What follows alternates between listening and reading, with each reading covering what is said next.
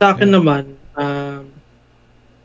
sa mga ganyang training, especially kapag may full-time work ka, naalala ko dati, nung sa first job ko, alis ako ng bahay 4 a.m. tapos uwi ako ng around 8 p.m. Gawa din ng traffic.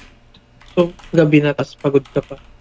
So, if you really want to get that certification, you find time talaga. And ang maganda kasi sa ganyan, dapat di ka nagmamadali.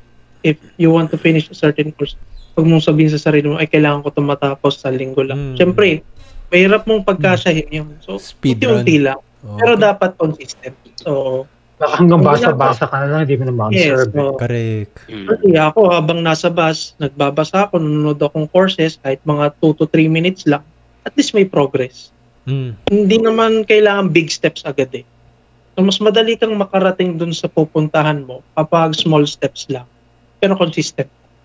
Kailangan tuloy-tuloy. Don't miss a day.